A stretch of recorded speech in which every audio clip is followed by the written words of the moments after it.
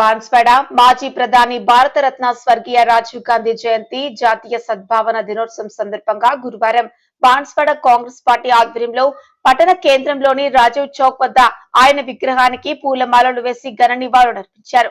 సందర్భంగా కాంగ్రెస్ నాయకులు మాట్లాడుతూ అతి పిన్న వయస్సులో ప్రధాని పదవి చేపట్టిన రాజీవ్ గాంధీ దేశంలో ఐటీ పరిశ్రమకుడు ఆద్యుడని అన్నారు.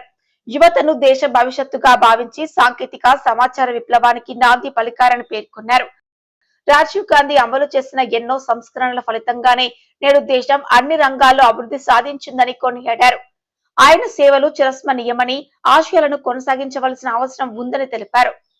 కార్యక్రమంలో మాజీ జిల్లా కార్పొరేషన్ అలీ బిన్ అబ్దుల్లా సొసైటీ అధ్యక్షులు కృష్ణారెడ్డి, మాజీ ఎంపీపీ ఎజాజ్, మాజీ ఏఎంసీ నార్ల రవీందర్, ఆత్మ కమిటీ అధ్యక్షుడు మాసని రవీందర్ రెడ్డి, అజీం, షాదీఖానా చైర్మన్ వాహబ్, బాబా, దాసరి శ్రీను, మట్టసాయిలు, కౌన్సిలర్లు కలేక్, హకీం, నందకిషోర్, కటిక రమేష్, ముజ్జు, గౌస్, యూత్ అధ్యక్షులు మాన్సూర్, రఫీ, ఇలియాస్, అలీ, సాదక్ తో పాటు కాంగ్రెస్ పార్టీ నాయకులు, కార్యకర్తలు, అభిమానులు పెద్ద సంఖ్యలో పాల్గొన్నారు.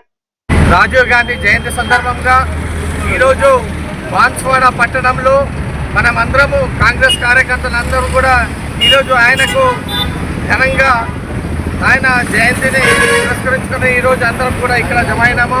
మరియు రాజీవ్ గాంధీ గారు అతి చిన్న వయసులో అంటే 40 సంవత్సరాల వయసులోనే భారత ప్రధానిగా పట్టాలు చేపట్టి ఎన్నో సంస్కరణలు చేసినారు.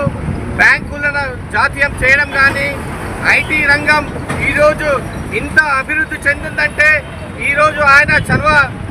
ఈరోజు కూడా మనము అందరూ కూడా ఫోన్లు కానీ అన్ని కూడా వాడుకుంటున్నాము. ఆ రోజు ఆయన చేసిన కృషి వల్లనే ఈరోజు అంతా ఐటీ రంగము అభివృద్ధి చెందింది. అలాగే రాజీవ్ గాంధీ గారు కానీ, వారి తల్లి గారైన ఇందిరాగాంధీ కానీ దేశం కోసం ప్రాణాలు అర్పించారు. ఈరోజు మన కాంగ్రెస్ కార్యకర్తలందరూ కూడా వారు చేసిన సేవలను గుర్తించి మరియు మనం అందరం కూడా వారి అడుగుజాడలో నడవాలని ఈ సందర్భంగా ఆకాంక్షిస్తున్నాను.